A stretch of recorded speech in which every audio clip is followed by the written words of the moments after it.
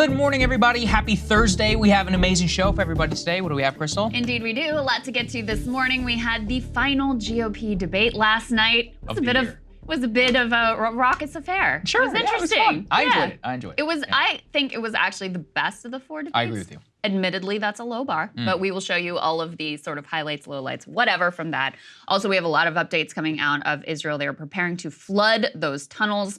More details about the hostages and the damage that's being inflicted there. So we will bring you all of that. We also have Biden saying that he may not be running for re-election were it not for Trump, which is interesting since he's getting his ass kicked by Trump right now. So we'll talk about Makes that. sense. Talk about that as well. We also have Ukraine aid failing in the Senate.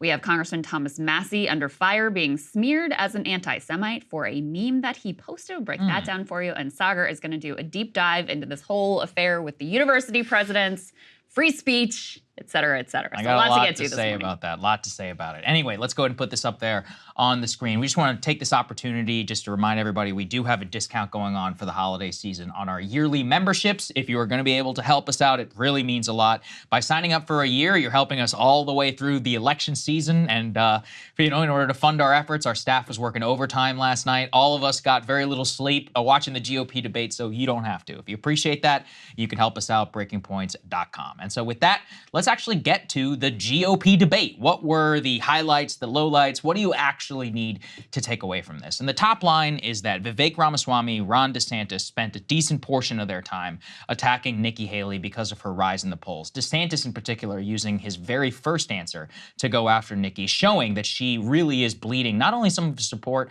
but more importantly, the donor money. So we put together some of the attacks from the very first 15, 20 minutes or so of the debate, just to give people a taste of what it looked like. Let's take a listen. Her donors, these Wall Street liberal donors, they make money in China. They are not going to let her be tough on China, and she will cave to the donors. She will not stand up for you. She said one of the first things I'm going to do. I said we were going to get the millions of bots. She wants government ID to dox every American. That's what she said. You can roll the tape. She said, I want your name. And that was going to be one of the first things she did in office. And then she got real serious blowback, and understandably so, because it'd be a massive expansion of government. It wasn't about the Parents' Rights and Education bill. It was about prohibiting sex change operations on minors. They do puberty blockers. These are irreversible. Talk to Chloe Cole. She went through this. Now she's an adult. She's warning against it. She may never be able to have kids again. That is what Nikki Haley opposed. She said the law shouldn't get involved in that. And I just ask you, if you're somebody that's going to be the president of the United States and you can't stand up against child abuse, how are you going to be able to stand up for anything? That is the truth. We're talking about that trans issue. And Nikki Haley's campaign launch video sounded like a woke Dylan Mulvaney Bud Light ad talking about how she would kick in heels. At the first debate, she said that only a woman can get this job done. That's what she said. After the third debate, when I criticized Ronna McDaniel after 5 failed years of leadership of this party and criticized Nikki for her corrupt foreign dealings as a military contractor, she said that I have a woman problem. Nikki, I don't have a woman problem. You have a corruption problem. And I think that that's what people need to know. Nikki is corrupt. This is a woman who will send your kids to die so she can buy a bigger house. This is the problem. Using identity politics more effectively than Kamala Harris is a form of intellectual fraud. And it actually needs to end. There's our donor puppet masters wielding their puppet right up here tonight. This is how this game is played. The puppet masters put up their puppet, and I reject the use of identity politics in this party. And in terms of these donors that are supporting me, they're just jealous. They wish that they were supporting them, but I'm not going to sit there and deny. And that, Krystal, is the absolute state of where we are. Who's bragging about Wall Street donors switching support? Genuinely grotesque. But thank you to our team, by the way. They did a fantastic job cutting all of that up. As you can see, knives are out for Nikki Haley. Why? Well, she's quickly coming into the #2 position in Iowa and in New Hampshire. And she also obviously has a structural advantage in the state of South Carolina, where she's a former governor, and she is currently polling there #2 to Trump. But I think the most important takeaway really was DeSantis and Vivek Vivek, DeSantis more so, suffering because Americans for Prosperity, that Koch-backed organization, endorsing Nikki Haley and throwing absolutely billions and billions of dollars behind her bed, on top of liberal billionaires, people like Reid Hoffman and others who are supporting her campaign. So she's the new it girl of the Republican establishment, or at least the anti-Trump establishment, as we showed people as well with that Paul Ryan clip earlier this week. Yeah, that's absolutely right. And this is most of all an existential threat to Ron DeSantis, truly.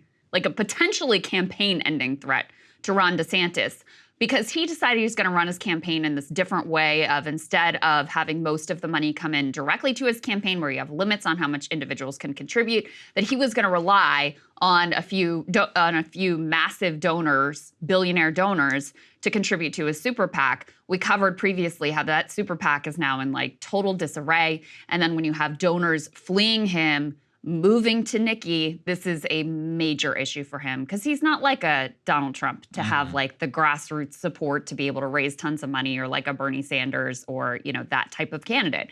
He always was very reliant, and explicitly from the beginning, on a lot of big donor money. That's not like a slam, that's just reality. That's truth. So now he's trying to turn it around and be like, oh, she's corrupt because all these billionaires are backing her. And in that respect, she's 100% accurate when she's like, well, actually, Ron, the problem is you're just jealous. Yes. My overall read of this debate was, I thought both Nikki and Ron seemed a little more on edge, a little nervous. Absolutely. I think because they know this is the last debate. Like, this is your last chance to change the trajectory. I'm sure it was no mystery to Nikki that she was going to be taking a lot of fire coming in. I think Ron DeSantis, who in previous debates has been happy to kind of sit back and let other people exchange fire and let other people do the attacking, he knew he really needed to go on the offense this time, because his campaign is sort of slipping away from him. Not to be clear, he's still in second place overall in the national polls, but clearly Nikki is sort of eating into his game here. So he knew he had to go on the offense. I don't think that is a particularly comfortable position for him. That's how it came off. So I didn't think either one of them really came out as an outright winner here. If the contest was between who did better, Ron DeSantis and Nikki Haley, in terms of positioning themselves as the top Trump alternative, it was kind of a wash, which is probably, at this point, good for Nikki Haley, since she's got the donors lining up behind her. Yes, exactly. She's got the money. DeSantis was not comfortable at all coming out, hitting her at the gate. Vivek is a far more effective, and I think just more comfortable, because he's been like that from the beginning, as an attack dog against her. And there were some ideological fissures that did open up. There was a very long exchange on Ukraine, which we're about to play for everyone, because it's very revealing in a couple of things. Vivek asked Nikki Haley to name 3 oblasts inside of Ukraine. She doesn't immediately do it. Later on, she does, and incorrectly is unable to name 3. But it was a productive exchange, because it revealed also some Chris Christie coming in, trying to white knight on Nikki Haley's behalf. He tried to pull out some of the old Christie magic, basically calling Vivek annoying, which is, look, let's all be honest. So there were blows exchanged in every direction. And this was definitely, I think, one of the most fiery exchanges. Let's take a listen. We'll give you our reaction on the other side. It takes an outsider to see this through. Look at the blank expression. She doesn't know the names of the provinces that she wants to actually fight for. And there's her puppet masters right there. The donors right there that are playing her like the puppet masters. Hold on. Let me just say something here. You know, his reasonable peace deal in Ukraine, he made it clear. Give them all the land they've already stolen. Promise Putin you'll never put Ukraine in Russia, and then trust Putin not to have a relationship with China. Let me tell you something. That's no reasonable. That's not my deal. That's not my deal. Yes, it's exactly what you said. You do this at every debate. I'll tell you exactly what it is. Don't interrupt me. I didn't interrupt you. Okay? You say this. You do this.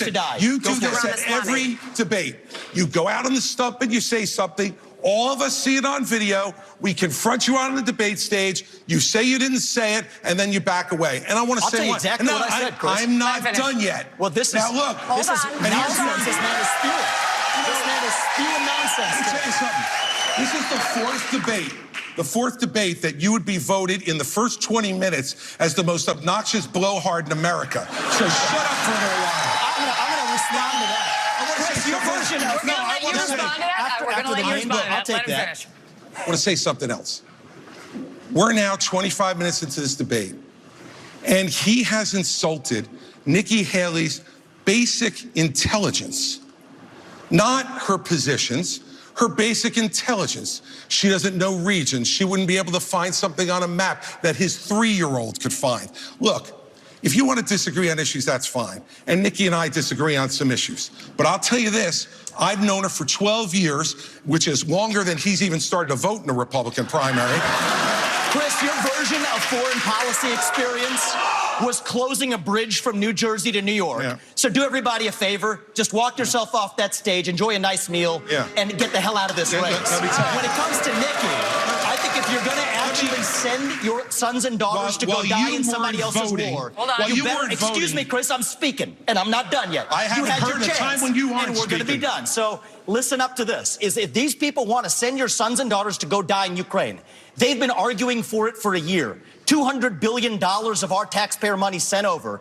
Neither of them could even name for you the provinces that they actually want to protect. Wow. So neither of them could. There was so much, I think, going on there, Krystal. I will say about this, about Chris Christie. The guy who, I believe at one point, what did he say? He told a voter to piss on their leg at some point during a... I remember that. It was in the 2012s. It's been a long time. The guy who became popular for being like the hard-nosed, outspoken person who would even insult, teachers unions? Oh, yeah.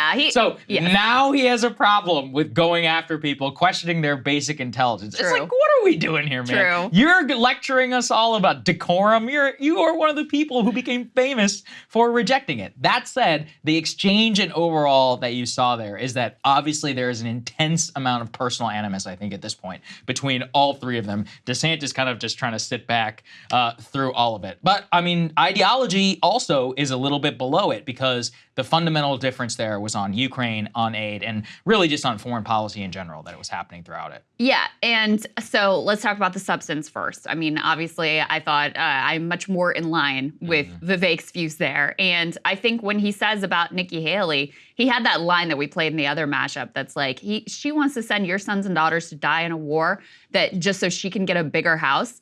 I mean, that lands, and all the commentary, there's a reason why he's leaning into the attack on her, that she's a corrupt, puppet of the establishment, puppet of the billionaire class. It's an attack that he can make much more cleanly and effectively than Ron DeSantis, both because of his skill level and also because Ron DeSantis, Nikki Haley is right. He's just jealous that these donors have left him at this point. In terms of Chris Christie, this was the first debate that he actually showed up for. His performance in this debate was more of what I was expecting from him the entire time. And so I thought, even though on the substance I'm more with Vivek on this, I did think Chris Christie was effective in that moment. He was. Of bodying Vivek, calling him out to be obnoxious blowhard. If I had to say, who did the best in this debate, I would say it was either Vivek or Chris Christie. Like, they were the best performers in this debate, and I think are just generally more politically talented than either Nikki Haley or Ron DeSantis. But the problem is that the Republican base just doesn't really like either one of them. I mean, Vivek, I really genuinely think it's not a policy issue, it's a personality issue. I'm not trying to be mean, I just think that people don't vibe with him. With Chris Christie, it's obviously his opposition to Trump. Like, there's just only so much of the GOP base that wants to hear that. That was very evident in the debate last night. And there were all sorts of things that he said that I had a lot of policy problems with. But I did think he had a good moment at the beginning when he talked about, listen, it reminded me of Andrew Yang when he called out the theatrics of like, we're all up here with our makeup on, like, what are we really doing? He called out the absurdity of, we're doing this whole debate, we're living in this fantasy world where one of us is gonna be the nominee, when in reality, this other dude, Donald Trump, is kicking our butts and no one's even talking about him. And all three of y'all are too scared to say a negative word about him. And, again, it may not be the message that Republican voters necessarily want to hear, but it was true. And it's always refreshing when you have that moment where you sort of pierce the veil, call out the absurdity of the theatrics that are playing out in front of you. And that is part of what has been so surreal about all of these debates, is you've had this elephant in the room, you've had this preposterous, fantasy world where one of these people is actually in position to be the nominee, when that's just not remotely close to the case at this point. Yeah, that really is a perfect segue to our next clip, because this is Chris Christie actually really on Ron DeSantis on whether Trump is fit to hold office and whether he thinks that he's mentally unfit to serve because of how old he is. Christie really tried to get him on the substance here of actually to answer the question. Let's take a listen. Why doesn't he just answer the question? The question was very direct. Is he fit to be president or isn't he? The rest of the speech is interesting, but completely non-responsive. And if we were in a courtroom, they'd strike the answer and say, Governor DeSantis. No, they you're wouldn't. They would say that you're a smart they would man. argue that No, they would. No, they wouldn't. They would Chris. strike the answer No, they wouldn't. because you're not answering You it. just Is he don't fit? like. You Is he have your. fit? You have no. your thing. Is he You fit have or your isn't he? thing. No, I don't have my thing. We don't. He's the thing. Is We he do fit not or want isn't to he? do someone You're talking that's about him almost being 80. 80 years It old. doesn't mean Ron, that somebody is he couldn't fit? get elected. That's Ron, up to the people. Governor Ron, DeSantis, let Ron, him is he finish. fit or isn't he? Somebody Governor who's in. DeSantis, let him finish. Ron, Okay. is he I think we have fit? an opportunity to do somebody who no is in the talking prime over of their each other. life. Yes. We don't have to No worry talking about over. all I'm this stuff with Ron. confidence. Stop. We can get it Governor done, DeSantis, and we'll do it. I'm going to come to you. Finish. Look, Father Time is undefeated.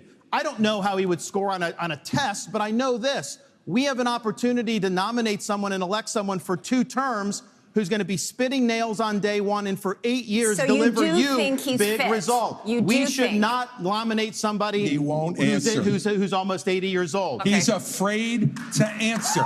Well, he's afraid to answer. Pretty, I don't know, Krystal, what do you think? That was... He went back to this with Ron DeSantis a Yeah. number of times, and it sort of reminded me of the way that he didn't fillet DeSantis as effectively as he did Marco Rubio, but it had that energy of he called out Marco Rubio for having these sort of like slickly memorized talking points, and right as he's doing that, Marco Rubio cues up a repetition of the slickly polished talking points he'd already recited. And he kind of had that same approach with Ron DeSantis here because repeatedly he went back to, this dude can't even answer the question. Like, it's a basic question. He asked you a basic question. Is he fit or not? Will you answer the question? And he just ends up looking extremely weaselly. I mean, I think even people who really like Donald Trump and don't want to hear that he's unfit for office, they also don't like the fact that they can clearly see him maneuvering in real time and not wanting to answer this very direct, very simple question put to him. I mean, what they want to hear from him is, yes, he's fit. But obviously DeSantis is uncomfortable saying that because he doesn't really believe it and because he's trying to go up against this guy. And so all of the political maneuvering and this like Weasley politician-y vibe comes out when Chris Christie is calling him out on that. So, you know, I thought he bodied DeSantis a number of times on that same point of like, you get asked a question and you can't answer the frickin' question. Typical politician. I thought actually it was effective. And this is again where Christie, because he doesn't really care, he's really just running as a foil to Trump, was good because he was like, these 3 jokers are all, you know, pretending and then looking past. They're running against Trump, but they can't say anything bad about him. On that, I mean, he's obviously effective, but this is the central GOP conundrum. You also saw DeSantis there. So there's been some reporting behind the scenes, Krystal, that he's been telling voters, he's like, people just don't want to hear criticism of Trump. He was twisting himself in knots. Yeah. He was like, well, we need a new generation. And Chris was like, no, is he mentally unfit or not? And he's like, well, he would be the same age as Joe Biden or whatever. It's look, I think people see through it. I would have expected him more if he just said, yeah, he's too old. He's not mentally unfit. He was unfit whenever he was president because he couldn't get things done. And that's why I'll do it. So try not to validate the liberal attack. But the problem is just any time it even rhymes with the criticism that the left has given, people are just going to write you off. Yep. I mean, you saw too with Chris Christie. He was getting booed the entire time, even by these like, you know, GOP neocon donors who are pro Nikki Haley. So if even they are pro-Trump, like you're in a tough spot there. Yeah. You're in a tough spot. This has always been the bind. This Yeah. is why I have always thought from the beginning, you can go back and watch our commentary Yes, you can. from the very early days when it looked like Ronnie D might have a real chance. And we were saying there is a central conundrum here, which is Donald Trump owns this party, he dominates this party, and I do not see a lane for someone to be critical of him that people really want to hear. I don't see how you're going to be able to make the case against him in a way that is going to move the base significantly off of him. And that is exactly what has played out. You know, the times when he has gone a little bit harder at Trump, there's been a backlash against him. Then there's a reason why Chris Christie is at, 5% or whatever he is in the polls, because that's about the size of the appetite for the anti-Trump message within the Republican Party at this point. So, it's always perhaps in a different world, if there was someone who was just extraordinarily politically skilled, maybe there's a case that they could prosecute against Trump with a Republican Party base that people would hear. Ron DeSantis is not that man, and I'm honestly not sure that anyone could really effectively do that at this point, especially when there's just such a sense with the Republican base. He's our guy and he's under siege and we've got to back him up, et cetera, et cetera. It's years of conditioning that have gone in to the sense that any attack on him is ipso facto illegitimate. Yeah, because this is the thing. Trump is not even really affirmatively running. He is like the anti-candidate in that he's the bulwark on which the liberals attack. And so because people hate liberals, they support Trump. Yeah. I actually saw, I need to see, there was a clip from Tucker Carlson where he said, quote, "I became an active Trump supporter when they raided Mar-a-Lago last summer. That just can't stand. I'm voting for Trump." And that, I actually thought that was the perfect crystallization of like why people support him within the GOP and why the Mar-a-Lago raid, if anything, really sealed his fate as the GOP nominee. They're like, if the FBI is going after him, we have to support him. It's nothing positive. Everything is just people who we don't like are persecuting him, thus we need to do this. Also why DeSantis' central thesis around why he's like, I'm the guy who'll get things done. It's like, dude, I wish we lived in that world. People do not, primary voters at least, do not care about that. Yeah. One iota, they don't care about that. That's the central They reason. also don't believe it. Yeah. They don't think that he was ineffective. They don't think he didn't get anything done. I mean, probably the best argument for Ron DeSantis was like the electability one, which he can't even make anymore because Donald Trump is winning in like every poll. So people, if there was even a question at any point, which I was never convinced that it was that strong of an argument anyway, but if there was even a question at any point of his electability, that ship has sailed. So, you know, I mean, it's also like a bet of their own making. All of these people spent years never criticizing Trump, never calling out when he was failing to get things done, when he was failing to keep promises that were important to them or important to the Republican base. And so now to turn around and be like, well, actually his term in office was a disaster. I just didn't really say so at the time. Again, people aren't going to really believe you when you were singing a different tune for so many years. So in a sense, you know, they've sort of put themselves in this box. Yeah, I think you're right. And then finally, we had to end on this because this is on the Haley side. People do forget how authoritarian this woman really can be. There were moments around anonymity online and all that, and there's a lot to be said about that. But listen to what she lays out about the censorship regime on Israel that she would enact if she were president. Let's take a listen. If this had been the KKK that was doing protests on those campuses, every one of those college presidents would have been up in arms. This is just as bad. The idea that they would go and allow that kind of pro-Hamas protest or agree with the genocide of Jews and try and say that they needed context on that, there is no context to that. This is what we need to do to deal with it. First of all, we have got to get foreign money out of our universities. You've got Arab money, you've got Chinese money, you've got others. We need to go to every university and say, you either take foreign money or you take American money, but the days of taking both are over. The second thing we need to do is Biden made a mistake not including anti-Zionism in the definition of anti-Semitism. If you don't think that Israel has a right to exist, that is anti-Semitic. We will change the definition so that every government, every school has to acknowledge the definition for what it is. Okay, so we will change the definition so that every school has to acknowledge what it is. That's basically a national BDS law, which has already, at the state level, Krystal, been struck down in Georgia when Abby Martin successfully went against him. Not stopping her, though, from saying that. So between the anonymity online, the calls for war with Iran, the the mass-like censorship regime here in terms of compelled speech on campus, there's quite a bit going on. And as Krystal said, I am doing my monologue about this. I have quite a bit to say about it. Yeah, I mean, it's just like a pure authoritarian instinct. Yes. Like, I'm gonna devise what speech is acceptable and what speech isn't acceptable. I know I've said this a million times, but Zionism is a political ideology, right. Okay? It's a political ideology. We have to be able to critique any political ideology, and it doesn't make you a racist. It doesn't make you an anti-Semite. In fact, quite the opposite. To insist that every Jewish person must be a Zionist is, in fact, incredibly anti-Semitic. To paint with a broad brush of any demographic group is like the definition of bigotry and racism. So that's part of why I find this incredibly disgusting. Of course, it erases the many Jewish people who have opposed Zionism or had a critique of Zionism, etc. So it's completely insane. And it's insane. I know you're going to get into this, Saagar, but I just have to say, like, first of all, it's such a fake moral panic, too, They don't even point to specific examples of people that things that people actually said on college campuses. And for this to be your primary focus, while what is going on in Gaza is going on in Gaza, it's so clearly designed to distract from the horrors that people are seeing unfolding in front of their eyes. So it disgusts me on every level, and especially because the Republican Party spent so much time pretending to be against cancel culture and in favor of free speech. And then like that, they turn on the dime and are ready to be as authoritarian as they possibly can in service of their own political ideology, at least Nikki Haley here. She also said this insane thing that we were both laughing about, how being on TikTok makes you 17% more anti-Semitic. I'm like, what the hell? Or pro-Hamas, that's what it was. For every 30 minutes that you spend on TikTok, you become 17% more What the hell are you talking about? Yes, like, it traces back. So I found out it traces back to some fake study made of like 1,300 people, of people who spent time on TikTok at the time that they were then served what the researchers classified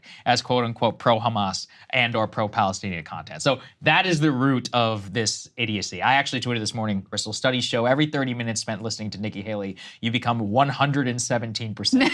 So that checks out. That checks out. Yeah. No, that checks out. That math, I saw that study you're talking about, and they conflated like anti-Semitism with just being pro-Palestinian or having a critique of Zionism. And in Nikki Haley's brain, apparently, if you're anti-Zionist, you're also anti-Semitic. So that's where this complete absurdity comes from. Instead of just looking very clearly at the demographic numbers and going, oh, a lot of young people are on TikTok, and guess what? Young people don't agree with your decades of propaganda on this conflict, and that's what's actually going on here. But that you could have such words come out of your mouth and not realize how preposterous and absurd they are is disgraceful. She just drives me crazy on every level. Like, her policy is terrible. Vivek's right. She's completely corrupt. She'll do whatever the donors want her to do. And so it disgusts me to see the way that they're all lining up behind her. And I was happy to see her take on some water here. Do I think it'll stop her, marginal rise in the polls? No. And this is the last thing that I'll say. I've been thinking more about, because previously I said, I think DeSantis, this is probably still true, but he'll probably stick around through Iowa. If he loses Iowa, he'll probably drop out. Yeah. I do think that there's a possibility that he drops before that. And here's why. I was thinking about, Pete Buttigieg in that moment when Obama calls and everybody circles away and everybody drops out except for Elizabeth Warren very conveniently. And that's how they're able to hand the nomination to Joe Biden. They're not idiots, the donor class of the Republican Party, or, even liberal donors like Reid Hoffman, who are just very anti-Trump. They realize that if they have multiple Trump opponents in the race, this is a problem for them, and any prayer they have of defeating him as a GOP nominee is shot if they've got even just Ron and Nikki still hanging out in the race. And Ron DeSantis is very dependent for his political future on whatever that donor class thinks about him. So they definitely do have some leverage with him. So it's not crazy to me to imagine. They don't have a kingmaker the way that the Democratic Party has Obama, but it's not crazy for me to imagine some group of donors getting together behind the scenes, pressuring him, providing some sort of incentive for, okay, after you're done with governor, this is what we're gonna, what we've got lined up for you. These are the types of things that'll be possible for you, or you could get this gig in a potential Nikki Haley administration or whatever. It's not crazy for me to imagine that could happen, because he is dependent on them both for a political future and also for a private sector future after he's done, being governor, et cetera. I could see it too. It's certainly possible. It's certainly possible. Hey guys, if you like that video, go to breakingpoints.com, become a premium subscriber, and help us build the best independent media organization on the planet. That's right. We're subscriber funded. We're building something new. We want to replace these failing mainstream media organizations. So again, to subscribe, it's breakingpoints.com.